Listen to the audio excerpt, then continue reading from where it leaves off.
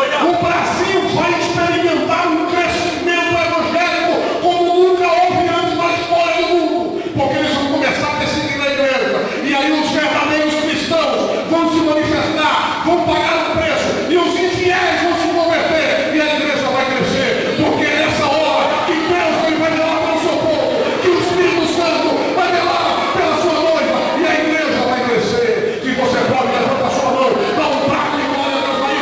É o poder de Deus para cuidar do seu povo.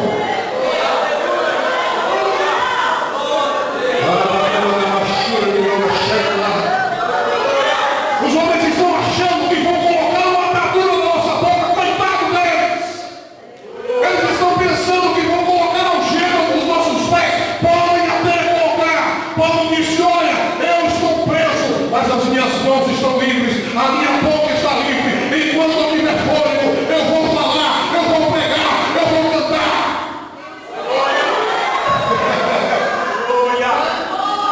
A igreja de Jesus Cristo, meus irmãos, ela não é defendida por político, ela não é defendida por jurista, ela não é defendida por advogado. A igreja de Jesus Cristo, ela tem o Espírito Santo que cuida dela. Que cuida dela. Ah, pastor, nós não precisamos de representantes. Sim, é lógico que precisamos de representantes do Congresso Nacional. Nós somos parte da sociedade. Fazemos parte da sociedade, somos seres sociais, somos produto do meio. Nós não podemos nos excluir, temos que cumprir com o nosso papel. Mas a igreja, ela tem um plano. E quem toma conta da igreja não é Lula. Quem toma conta da igreja não é Mercadante, ou Scarfe, ou Alckmin, ou Dilma, ou Bush, ou Barack Obama, ou seja lá quem for. Certa feita Jesus falou para Pedro, olha, eu estou edificando a minha igreja. Jesus não disse a igreja de Pedro, a igreja de João, ele disse a minha igreja. A minha igreja. E as portas do inferno não prevalecerão contra ela. Podem se levantar, podem perseguir, podem aprovar a lei que for. As mãos de Cristo estarão estendidas sobre o seu povo. Pode ter certeza disso, que o Espírito Santo de Deus, ele vai continuar velando pelo seu povo.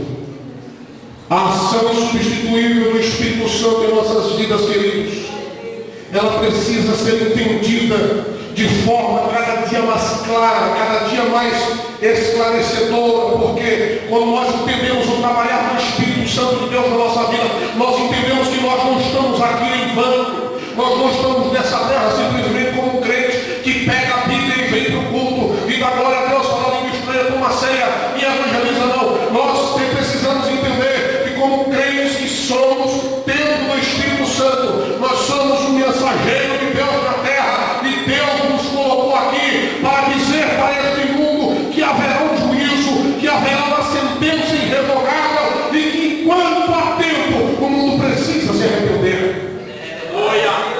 Essa semana eu vistoriando algumas notícias sobre o mundo missionário. Entrei no site das missões Portas Abertas.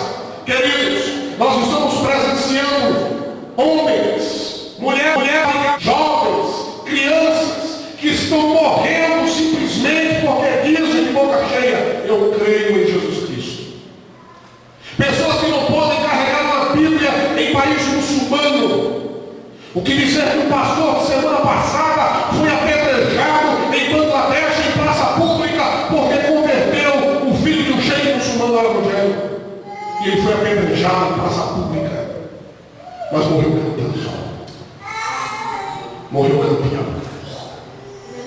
O que dizer de cristãos que estão sendo condenados à fogueira da mesma forma que John Ross foi, mas eles estão morrendo glorificando a Deus.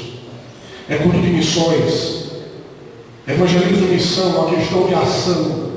Qual é a nossa atitude diante dos pedidos? O que é que nós estamos fazendo? Quando ministrei no mês de março agora um curso para obreiros aqui na nossa série em Goiás, no curso Voltando Discipuladores, alguns de vocês já adquiriram a apostila. Eu perguntei para os irmãos, qual a maior missão que Jesus nos deu?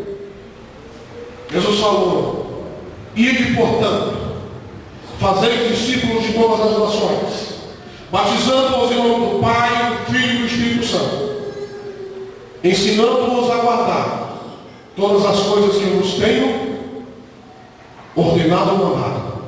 E esse estou convosco todos os dias até a consumação do século. Aleluia! E ali eu fiz uma pergunta para os obreiros. Nós tínhamos aproximadamente 100 pessoas ali fazendo curso. Eu falei: qual a maior ordenança desse texto? E eles falaram: evangelizar. E eu perguntei: tem certeza? E eles falaram: sim. Jesus falou: ide. E eu falei: tem certeza que o peso desse texto está no ide? E eles pararam para refletir. Eu falei: então vamos ler o texto de novo. E eles leram o texto comigo. Ide, portanto, fazei discípulos de todas as nações, batizando-os em nome do Pai, do Filho e do Espírito Santo. Eu falei: para um pouco. Agora veja pausadamente, leia pausadamente a continuação. Ensinando-os a guardar todas as coisas que vos tenho ordenado. Para um pouco. Jesus está dizendo: a responsabilidade de vocês é mais importante do que pregar. Vocês vão pregar, mas vocês têm uma obrigação muito difícil, que é ensinar esses discípulos a guardarem tudo o que eu ensinei para vocês. E tudo no sentido de da palavra. Tudo que eu vos tenho mandado, que eu vos tenho ordenado. E esse que estou convosco todos os dias. Aí eu falei: e aí? Dá para ensinar uma pessoa a guardar tudo, a fazer tudo que Jesus ensinou? E aí eles pararam um pouco. Eu falei: irmãos, precisamos atentar mais um pouco para aquilo que a Bíblia diz a respeito da nossa responsabilidade diante de Deus como ministros da sua palavra. Precisamos parar um pouco e refletir. Por quê? Pregar é muito bom. Uma vez eu dei uma conferencista. O Senhor falou para mim: não quero você como conferencista. Eu quero você no ministério da palavra. Você vai esclarecer o meu povo sobre as verdades da Bíblia. E me deu esse ministério. É por isso que Deus, quando me dá a oportunidade de ministrar a palavra, eu faço questão de ter, às vezes, por um período de tempo muito curto, um momento como esse de silêncio. Porque eu sei que vocês estão prestando atenção e vocês estão ouvindo o que o Espírito Santo está ministrando aos nossos corações. E quando vocês saírem por essa porta, vocês vão lembrar o que foi falado. Amanhã vocês vão lembrar o que foi falado aqui. Eu tenho certeza disso. Nós vamos continuar. Pergunto para vocês: existe alguma coisa aqui nessa terra demasiadamente prejudicial à igreja que não seja a presença do Espírito Santo? A ausência do Espírito Santo na vida da igreja é morte, sim ou não? Sim ou não? Aí eu pergunto para vocês: a lei do Congresso Federal que está aprovando o casamento homossexual é alguma coisa? A lei que está no Congresso Nacional tentando aprovar a maconha é alguma coisa? A lei que está no Congresso Nacional tentando aprovar o casamento de pessoas de ambos os sexos é alguma coisa? A lei que está no Congresso Nacional tentando liberar o aborto livre por espontânea vontade é alguma coisa? Não, irmão. Sabe por quê? Porque a igreja de Cristo, ainda que essas leis sejam aprovadas, ela continua sendo a igreja de Cristo. Ela continua sendo a noiva do Cordeiro. Ela continua sendo as meninas dos olhos de Deus.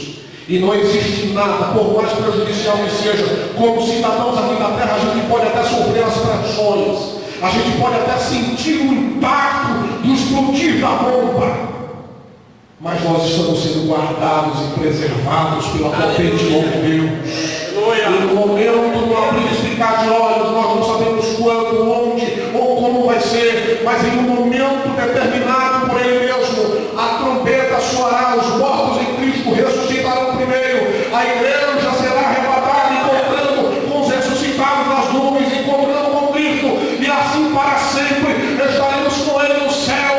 Queridos irmãos, nós não podemos abrir mão desta ação sobrenatural do Espírito de Deus na nossa vida, por mais que o mundo se levante contra nós. Nós temos a graça, nós temos o Espírito, nós temos a palavra,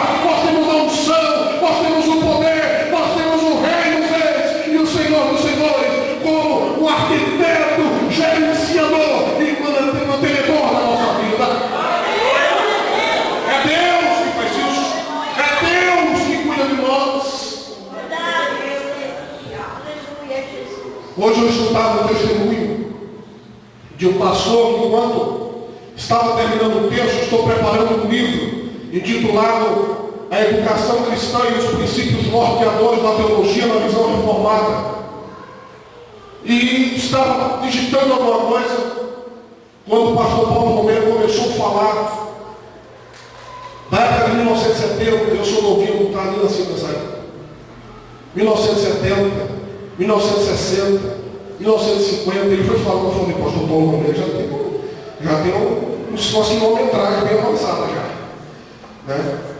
Mas os irmãos que estão na década de 60, 50, sabem muito bem como que a igreja era. Ele contou o testemunho do pastor Alcebiades, que naquela época era presidente da Convenção Geral da Assembleia de Deus.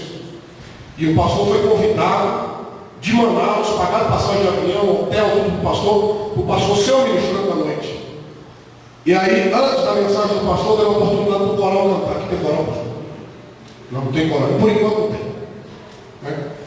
E deu a oportunidade do coral cantar. E o coral começou a cantar aquele: não se turbe os nossos corações, creio em Deus, Ele também em mim.